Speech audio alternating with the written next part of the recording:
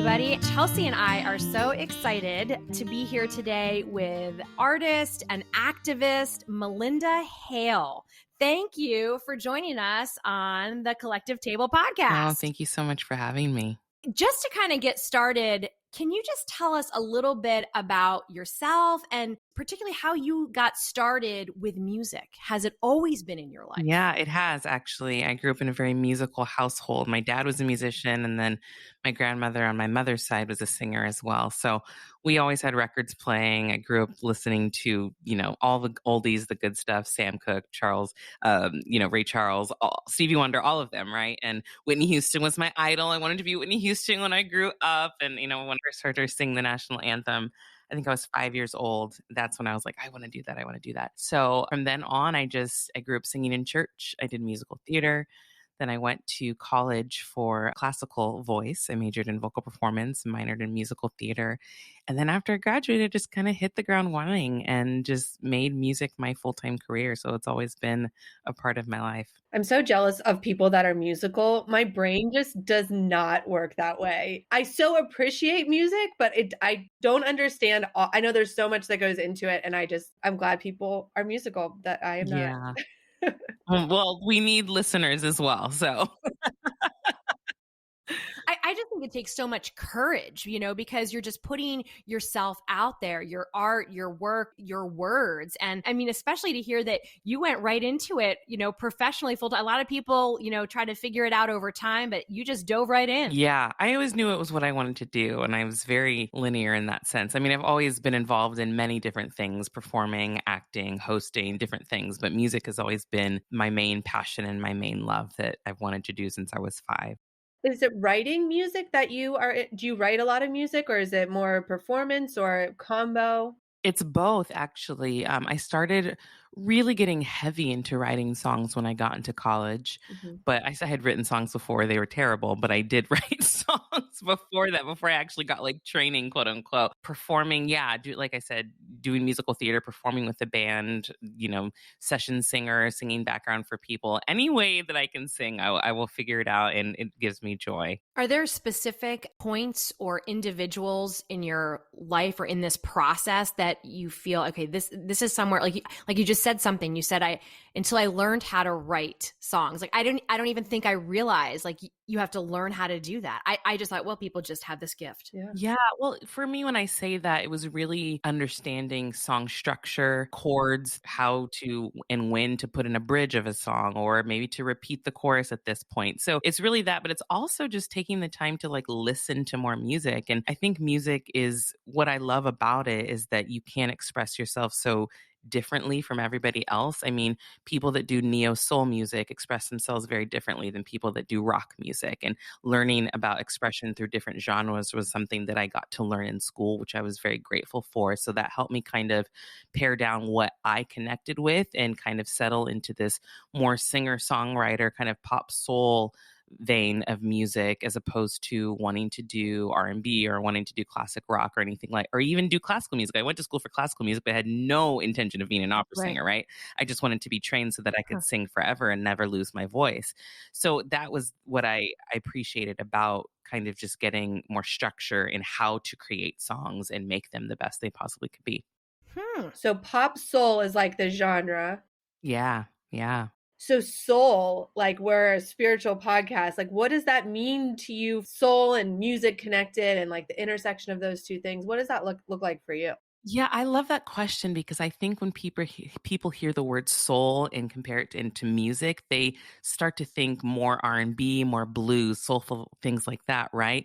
But for me, something that's soulful is something that truly does come from a person's soul, and you can hear that in their music. I mean, I was just listening to this artist named Alexis French, and he is a classical pianist, but he classifies his music as classical soul music. And when you listen to him play the piano, you can feel his soul in everything that he wrote. So for me, I think soul just kind of encapsulates the person that's creating the art. And if you can truly tell where they're coming from, feel their emotion. So that's what I think is soulful. People may have a different definition, but that's what I've always thought it to be. Yeah, very different than what I thought. So I appreciate that clarification, just how you're breathing it in and taking it. Yeah, And you talked a little, you said in the beginning that you sang in church, you were a part of, so there is a faith process here. Can you tell us a little bit about your faith journey and how it's progressed and unfolded and transformed for you over time? Absolutely. So I grew up in an AME church, which is African Methodist Episcopal, for those that don't know.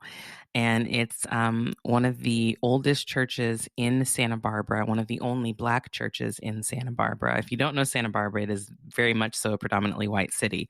And so I was very, very lucky to actually have that as my upbringing, because I don't know outside of my family if I would have been exposed to gospel music in any other way. And I'm very, very grateful for that. So I grew up singing in the church, growing up singing in the gospel choir, going to church conferences and things like that. I would say for the most part, my upbringing, but specifically just because my mom was such a churchgoer, was actually pretty progressive and liberal from the get-go. So for me, when I went to college, I went to Azusa Pacific University, and I talk about this a lot. I was kind of in shock because it was very evangelical, very conservative, very Republican, and something I didn't know or understand. And also, like, I grew up in church with like an organ and a piano, and they were like leading worship with an acoustic guitar. So I was like, what is this? It was very, very different. And I've people that are listening to this, if you've listened to me on other interviews, I say this all the time, but I went into Azusa very liberal and I came out super, super liberal. I realized They didn't get what you. I didn't align with. Oh, Yeah, wow. yeah. So it was quite the experience. And then I think just as I've grown, I was an assistant worship leader at a mega church in New York. That changed my perspective a lot, but I got sucked into that sort of non-denominational environment by thinking that it was all people are welcoming, all people are welcome and affirming and things like that. And then you realize when you get into leadership positions, like, oh, this is language that is kind of masked. So I ended up leaving that. And then when I moved to Chicago with my husband, I found Broadway United Methodist Church, and it was everything that I wanted a church to be. And it was so loving and just filled with people who not only had a heart for God and a passion for Christ's teachings, but were truly just loving and accepting of one another. And I was there for my 3 years that I was in Chicago. I was there because my husband went to law school there. And when I got to Chicago, first I was pissed that he chose Chicago because, one, I knew nothing about it. I knew that it got like negative 32 degrees. And I was like, why are we doing this? Right. But I just remember bawling my eyes out on our last day when we were moving back to LA, because I truly found a family at that church. To this day, it truly has been the epitome of what a church community should be for me. And then when we moved back to LA, I ended up joining Hollywood United Methodist Church and becoming the worship leader at the Toluca Lake campus, now called Harmony. And I was the worship leader there for 4.5 years. But I was with that church for 6 years, and then I retired. So I'm not a worship leader anymore. I think I'm worship leadered out. Yeah.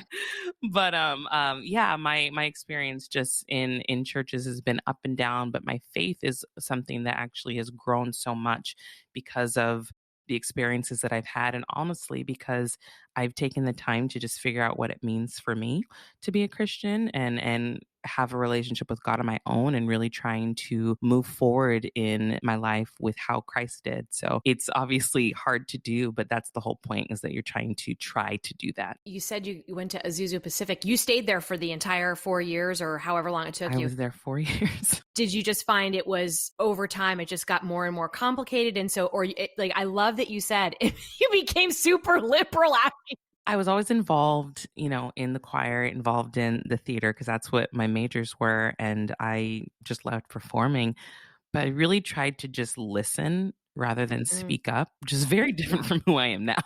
Now I will tell you how I feel and what I think. And I think also being a Black female in that environment, I think there was a lot of assumptions. And I hate saying this, but I think there's a lot of assumptions of the quote unquote type of Black person that I was, especially knowing that I was born and raised in Santa Barbara. I think that there was a perception of who I was. They found out very quickly that was not true. It was just interesting. There's really no other way for me to describe it. I don't regret it in any way, because I think that it absolutely played a huge part in my faith journey and my growth just as a human. I joke that if I were to be at APU now, I probably would be kicked out. But I do love the way you say it. It's a part of your faith journey. And because of that, you learned to listen, and you got to see a totally different side that a lot of people in this country are maybe now seeing more and more of, Yeah. unfortunately, which is super sad. Yeah. So Yeah. yeah, yeah. All right, excellent. Okay. I do find in my life that it's either like people that are anti-religion or very conservative that actually strengthen my faith more than anybody, because it's like, oh, I have to like double down on what do I think about this, and if I think this, how does that affect my behavior in the world and how I vote and spend my money and talk, and it kind of is helpful in that way. Like, what do I really think, and if I mean it, what does that mean for my life? Absolutely. I completely agree with that for sure. Will you walk with me and talk with me and tell me all the reasons All right, well, that your let's God dive hates into me? the song, because boy, this is a super powerful song. And if you are out there and you have not listened to this, please go to YouTube and check it out. God and His Gun. I want to talk about the video, everything. It is just unbelievable. Thank you. Tell us how this song came about for you. Absolutely. I mean, in general, when I write songs, they come to me in the most unconventional places. Like I'm never the type of person to just like, okay, I'm going to sit down at the piano and write a song today. Like that's just never been who I am, right? Like I wrote when I lived in New York, I wrote an entire album on the subway because what else are you going to do, right? So for me, I was walking with my daughter, and this was like probably 8 months into the pandemic. I was listening to a 90s throwback playlist. Don't judge, everybody loves the 90s music. And Joan Osborne's One of Us came on. And I was like, gosh, I forgot about this song. Do you remember that? Like, what if Oh God yeah. was one of us, right? And I was like, God, how cool would it be to do a more modern version of this? Because so much has happened. And it's not even as simple as asking, what if God was one of us? Because a lot of people think that they kind of are the epitome of what God is and they aren't, right? And so I was just thinking, God, I want to rewrite this. And so I started writing just some lyrics down and kind of came up with a melody. And then I reached out to my friend Ian, who had played guitar with me. He was also the guitar player at Harmony when I led worship there. And I said, hey, I have this idea for this song. Would you want to just kind of co-write some of the music with me? And he's like, sure, what's the idea? I sent him some of the lyrics I already had. And he was like, yes. He was like, yes. And so he sent me back just like a quick little guitar loop. And I kid you not, it matched perfectly with the melody that I had in my head already. So I was like, oh, this is totally a God thing. This is a message that needs to get out and happen. We wrote it very, very quickly, released it. I sent it to my friend Michael, who ended up directing the music video. And he was like, yes, I absolutely have to direct this song. And it just all came together in such a beautiful way. And the reactions and responses were more than I could have asked for. But yeah, it happened very quickly because I think it was supposed to. Stranger, you think that Jesus would approve of the images you use that make him more like you? When I was going through it, I'm thinking I hear the word you a lot. Your, you, that pronoun you is used. For me, I was thinking, is there a specific person that this is directed at, or was it just the emotion that you were that you were feeling at the time as you're going this, or are you visualizing someone? Yeah, I mean, there's several people.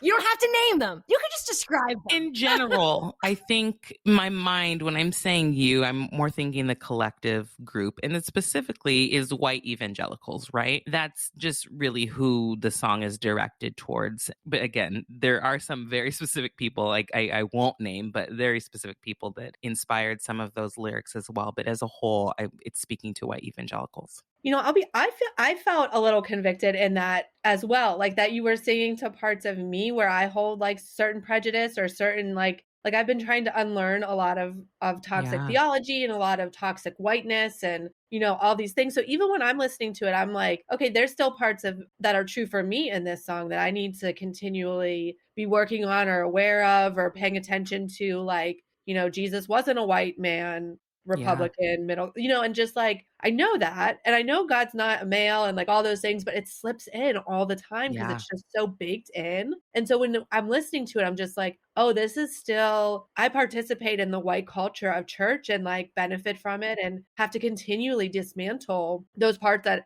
are just seem natural to a lot of Absolutely. Christian But community. I appreciate that honesty because a lot of people aren't even at that point, right? Because you can never get on the other side of it if you don't even actually admit that there is a thing that you have to fix, right? So I love that you're able to say that and that you're going through that process because it's difficult.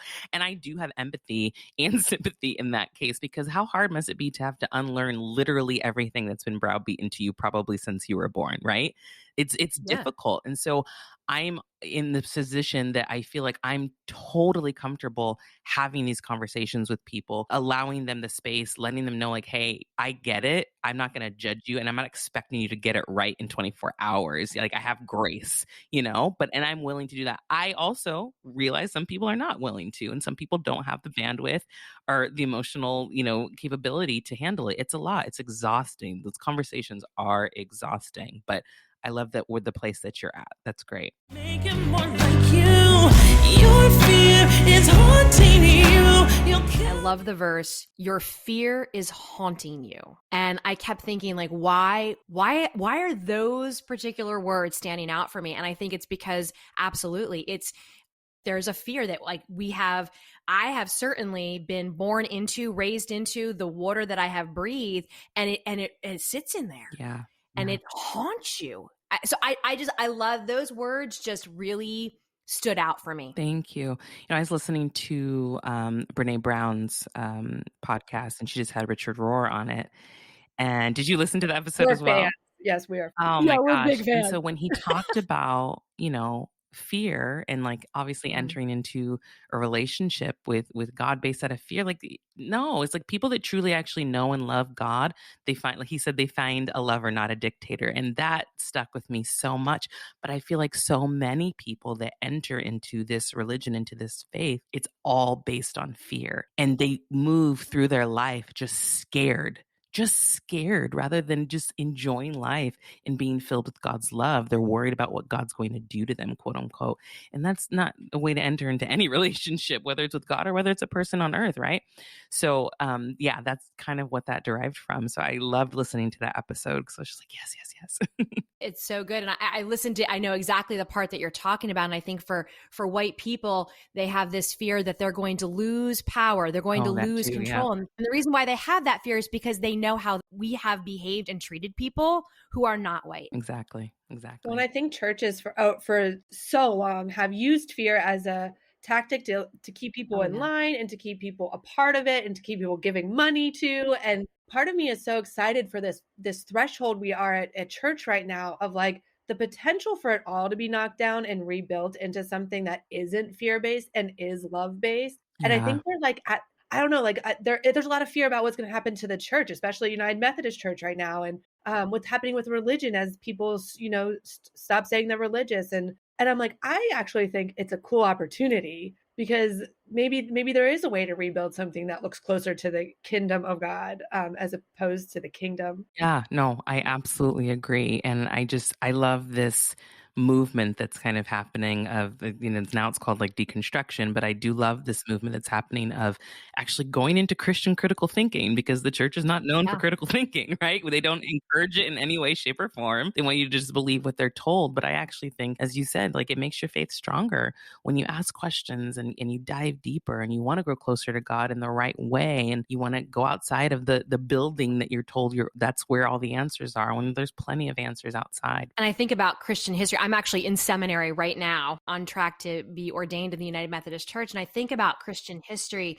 And whenever there's a major schism or a detour, it's because somebody thought differently and just critically thought about, okay, wait a minute, does this make sense? Should we be charging people to get into heaven, which is effectively what indulgences were and what, Luther was writing against. And so it's fascinating to see how it really does just kind of continue to evolve over hundreds upon hundreds of years. Yes, absolutely. Absolutely.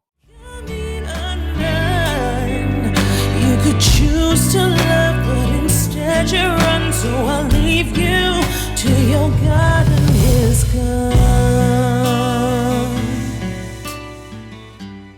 I'm curious about the God and the gun. What's the gun? Is it a gun? Is it like, or does it represent something? It's up to interpretation. Because I've had some people come back and say, oh, the gun, da, da, da, and I was like, oh, I didn't even think about that. For me, it was a literal gun because I have found that a lot of white evangelicals are obsessed with the Second Amendment, right? It like, I don't get this, right? So that was what it was about. But so many people have come back with different interpretations of what the gun actually meant, which I think is so cool about art. It is, you can figure out what it means to you. So yeah, but that's what the gun was. It was a literal gun. Yeah. Why don't we talk about, when we talk about white evangelicals through white nationalism, how do you define that? And why is it so dangerous and completely antithetical to the message, the good news of Jesus Christ? It is completely opposite. I don't know what Bible they're reading. That's the question. What Bible are you reading? And I mean, I have yet to get an actual answer. I mean, I literally just watched a video of Marjorie Taylor Greene this morning talking about how Satan is ruling the church and that the church is no longer following the teachings of Christ and all this stuff. And I was laughing because I'm like, she's actually right, but not in the way that she thinks that she is, right? Right. It was very, very funny, all of the things that she was saying, because it's like she was telling on herself. But that made me think, when you're talking about white nationalism, I mean, it really is, without them even saying it, it's just thinking that white is the pure race, is the right race, and everything that white people want should be put to the forefront because they are the majority. But I think what they don't realize is like, well, have you thought about why white people are the majority? It's because white people made sure that they were the majority. You have to look at it historically. They're the majority for a reason, okay? So yeah, I think white nationalism, and specifically if you consider yourself a Christian, is very, very dangerous because we truly were supposed to be equal according to God. And that's not what white nationalism boasts at all. To your point, they connect it to the Second Amendment. I'm like, when did Jesus have any kind of weapons? I mean, I actually think, if I'm right, and I know I'm right, he told Peter, put your sword down, brother, put it down. Yes. Yeah. It's so funny also with white nationalism and evangelicalism, how they all come together, is that those same people are obviously the ones that are very against diversity, inclusion, CRT, all of that stuff, right? But the funny thing about it is that they fully understand what representation is because they literally turned Jesus into a white man in order to represent them, right? But they just think that representation only matters for them. Yeah. And I don't know when or where the light bulb's going to turn on so they realize what they're doing. But it's interesting because they fully understand what representation is. Fully. Yeah. Yeah. Interesting. To go back to the gun, as we're talking about all this, and we're talking about the fear-basedness of white nationalism and Christianity, to be frank, this gun is like, to me, it represents all of that. It's like this protection by force that like, I'm going to protect what benefits me. And it's such a symbol of like fear to me, where like, I think in their minds, it's this symbol of strength. And to me, it's so childish and like, I mean, destructive for sure, but a completely like little man syndrome type of thing. Like it's that kind of thought to me, Yeah, I says, actually hadn't even thought of it that way, but that makes a lot of sense because if they didn't have that, what else would they have? Right. Yeah. And how do they protect themselves? Because their ideas are clearly at fault, like that, would fall apart. So it's only by force that they, can keep their stronghold. And so like the gun to me is like, especially in this song, that's what just kept coming to me is like, it's so fear-based though. It's so, there's another word for it that's slipping my mind, but yeah. No, I'm with you. Yeah.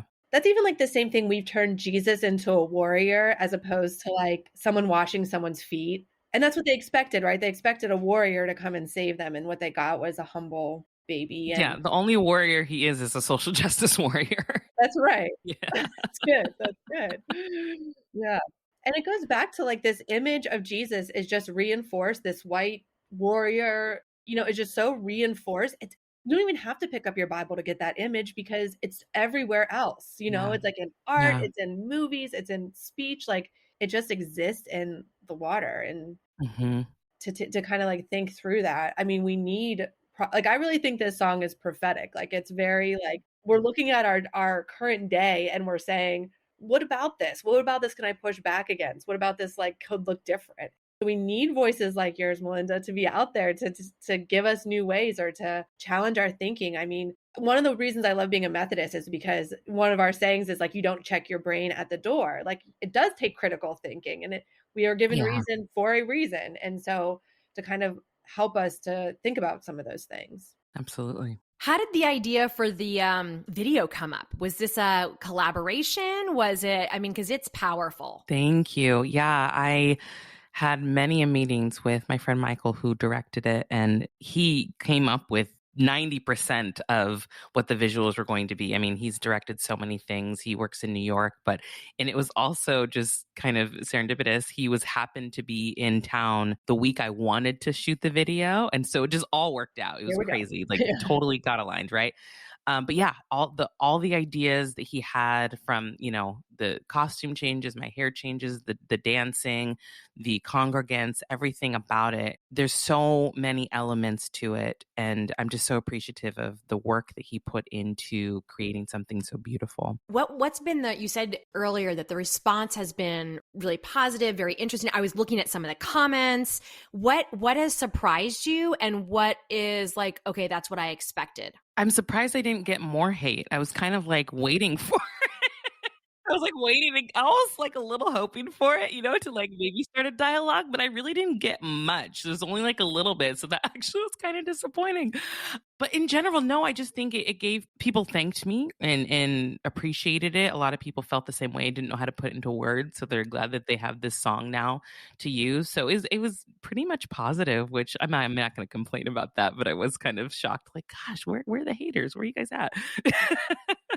I would have thought there definitely were. Yeah, 100%. I know exactly how you feel. Sometimes after I give a sermon and I don't hear anything, I'm like, did I do my job? Like, Yeah. is no one saying anything? Right.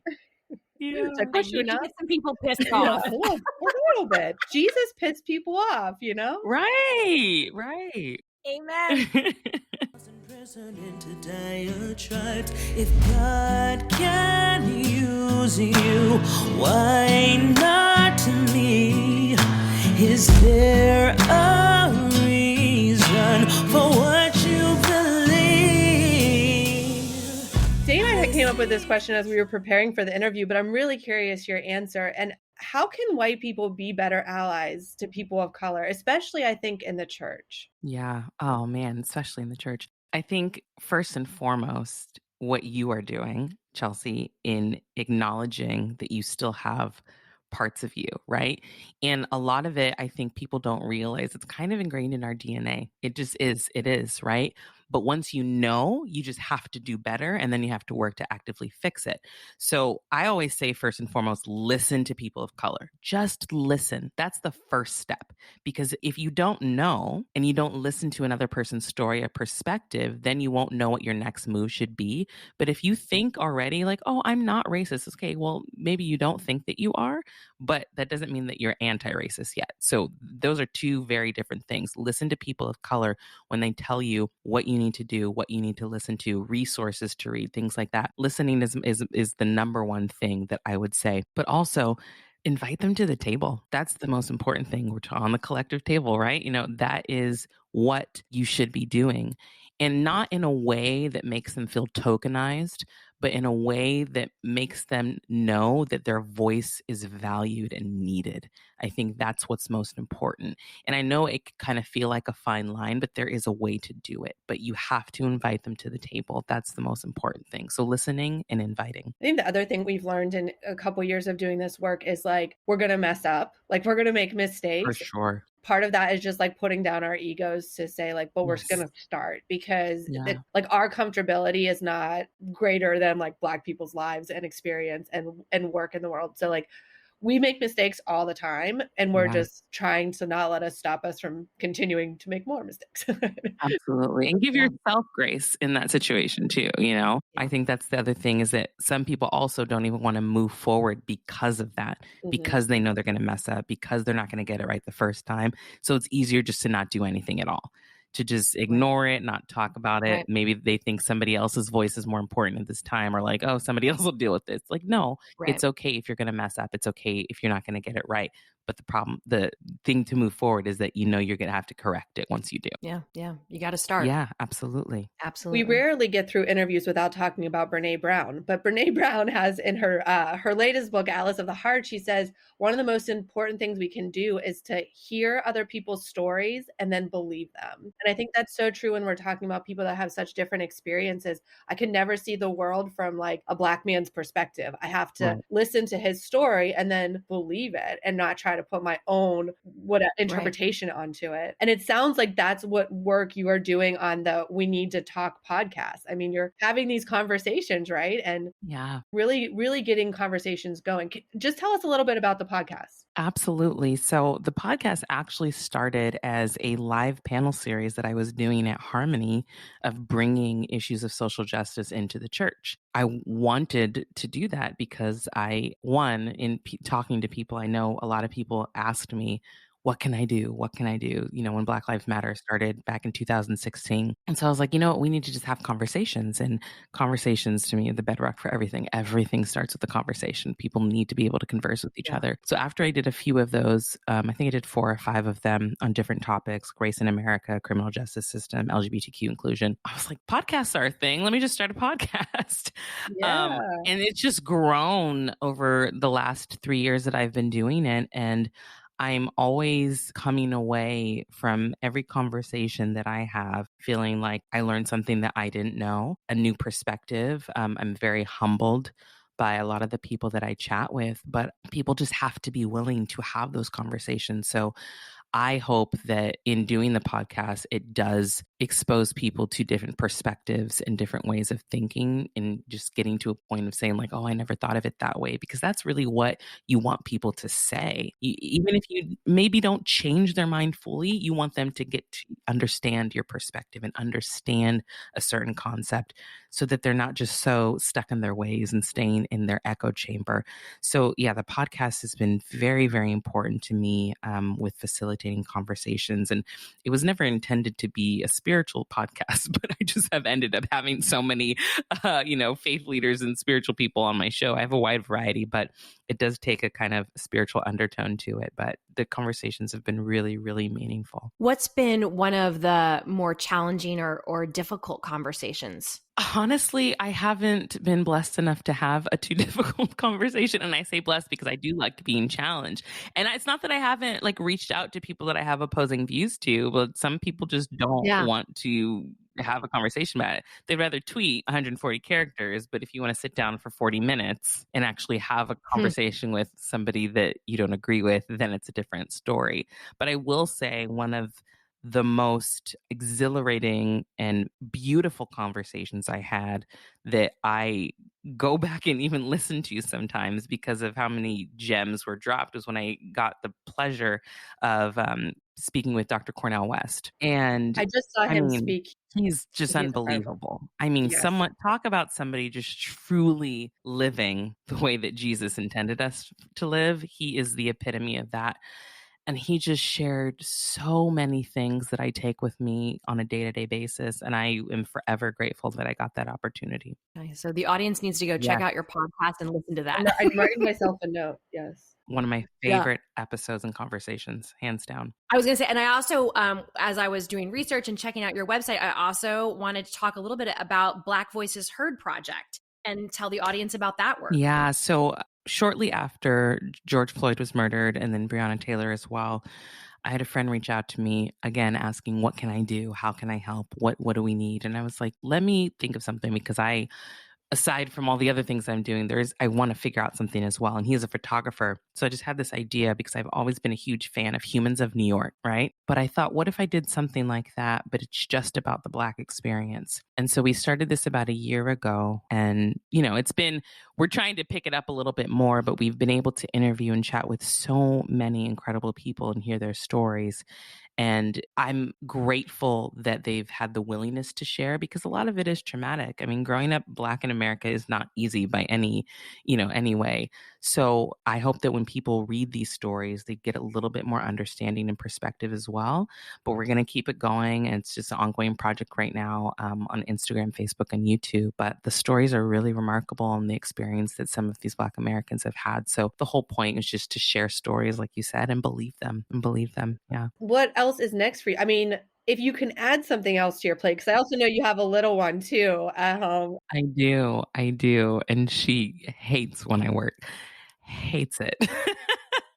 We're very close, but we had to be because I literally had her 2 weeks into the pandemic. So we've just been home together, our whole family, which is great, actually. It's actually been a blessing because in a normal situation, we wouldn't have had that time. So I'm not complaining at all.